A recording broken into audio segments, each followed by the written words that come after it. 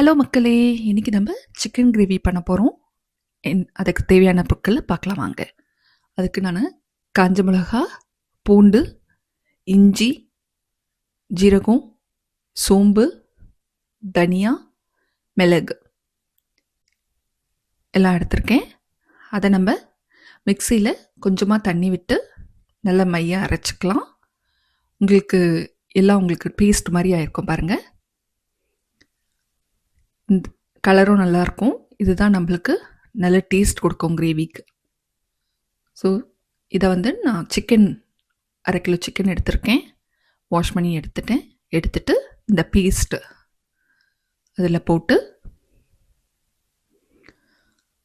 மிளகாத்தூள், தனியாத்தூள், மஞ்சப்பொடி, உப்பு இது நீங்கள் சேர்க்கணுன்னா சேர்க்கலாம். ஏன்னா கொஞ்சம் நம்ம தயிரும் விட போகிறோம், அதனால் காரம் வேணும். ஸோ 1/4 கப் தயிரும் விட்டு நல்லா இதை மேரினேட் பண்ணி எடுத்து வச்சுக்கலாம். ஒரு 20-30 நிமிஷம் விடுங்க மேரினேஷனுக்கு. அப்போ தான் நல்லா ஊறும். நெக்ஸ்ட்டு நம்ம கருவேப்பிலை, வெங்காயம் பொடியாக கட் பண்ணி வச்சுருக்கேன், பச்சை மிளகா, கரம் மசாலா ஐட்டம்ஸு, அன்னாசி பூ, லவங்கம், கல்பாசி, பட்டை அதெல்லாம் எடுத்திருக்கேன். அடுத்தது தேங்காய், தக்காளி எடுத்திருக்கேன்.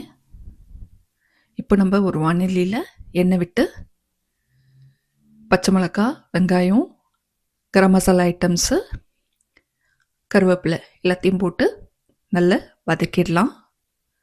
கோல்டன் ப்ரௌன் ஆகிற வரைக்கும் வதக்கிக்கோங்க.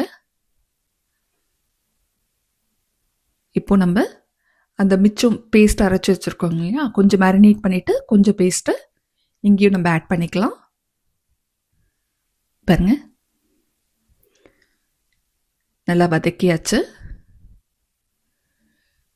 இப்போது நம்ம மேரினேட் பண்ணி வச்சுருக்க சிக்கன் அதை போட்டுடலாம்.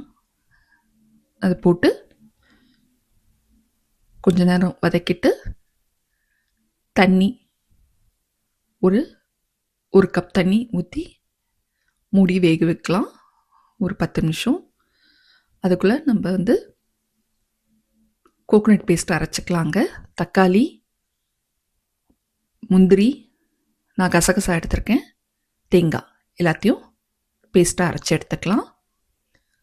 அதுக்கப்புறமா அந்த அரைச்ச பேஸ்ட்டை இதில் இந்த கிரேவியில் 10 நிமிஷம் மூடி கொதிக்க வச்சுருக்கோம் இல்லைங்களா, சிக்கன் வெந்திருக்க சிக்கனில் இதை ஊற்றிடலாம். ஊற்றிட்டு இன்னொரு 20 மினிட்ஸ் வேக வைக்கலாம். உங்களுக்கு நல்ல திக்காயிடும்.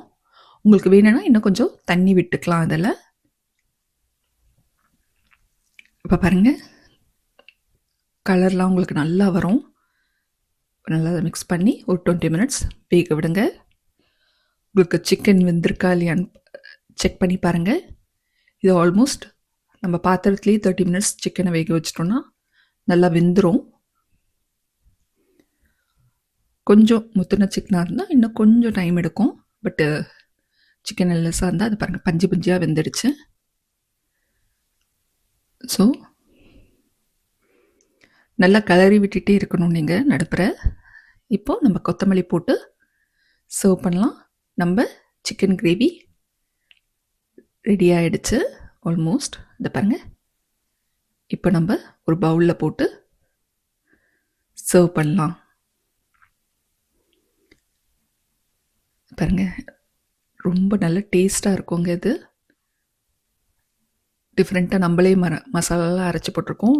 நோ கடம் மசாலா. இது பாருங்கள், சிக்கன் கிரேவி ரெடி. இதை நம்ம ரைஸ், சப்பாத்தி, பரோட்டா கூட சர்வ் பண்ணலாம். என் சேனல் பிடிச்சிருந்துச்சுன்னா லைக் பண்ணுங்கள், ஷேர் பண்ணுங்கள், சப்ஸ்கிரைப் பண்ணுங்கள். நீங்கள் இந்த டிஃப்ரெண்ட் கிரேவி ட்ரை பண்ணி பார்த்துட்டு எப்படி இருந்துச்சுன்னு எனக்கு கமெண்ட்டில் சொல்லுங்கள். உங்களுக்கு இன்னும் இந்த மாதிரி நிறைய கறி வேணும்னா நீங்கள் எனக்கு கமெண்ட் பண்ணுங்கள். நன்றி, வணக்கம்.